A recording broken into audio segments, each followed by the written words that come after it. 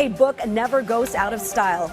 And though the advent of Kindle and similar reading applications put millions of pieces of literature and reading materials available to one's fingertips, there will always be people who appreciate turning a leaf or page or going to a library to quietly immerse themselves.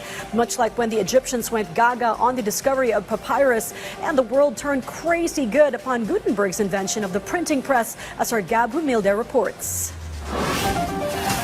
In these changing times and the relentless pace of technology development, many of us still read books or even e-books. For Edgar Calabia Samar, a writer and teacher, having access to the internet cannot be considered as anti-book reading. Yung pagbabasa ng libro, ipinapaalala sa atin na hindi pa ako kailangang magbigay ng pasya sa buhay ng mga tauhan na ito hanggat hindi ako nakakarating sa dulo. O kung minsan nga, kahit nakarating na tayo sa dulo, ang realization mo ay hindi ako pwedeng magbigay ng pagtataya tungkol sa mga buhay na mayroon sila.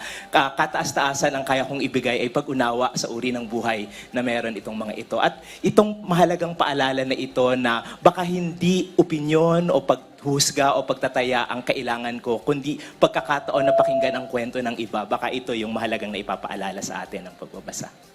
For romance author Mina, the internet also gives people access to reading materials like books. She said, Filipinos are hopeless romantics who like to read stories about love which abound online.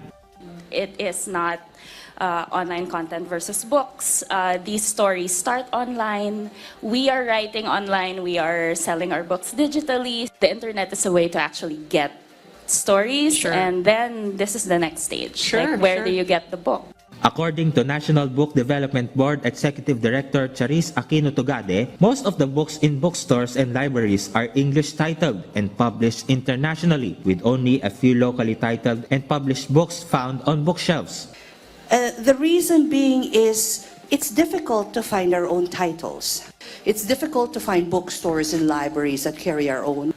We wanted to give them a space. Tugade also found that 80% of the books purchased by the Department of Education over the long period are not locally written and published. Therefore, the Department of Education has set aside 925 million pesos to purchase Philippine trade books and textbooks. One of the steps the NBDB has undertaken to encourage more locally authored and published literature inside and outside the country is to collaborate with various government agencies. They shifted policy so that Filipino books would have primacy.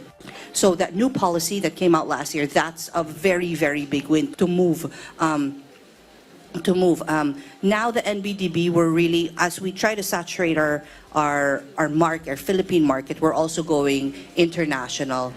Also, the NBDB has many programs to make book cheaper and more affordable for the ordinary Juan de la Cruz, such as granting subsidies and tax incentives to those in the value chain. Likewise, the NBDB is scheduled to hold the third Philippine Book Festival this March, which is the largest marketplace for published Filipino books in the country. Since 2023, the annual book festival has drawn over 75,000 attendees. Gab Humilde Villegas from the National TV Network for a new and better Philippines.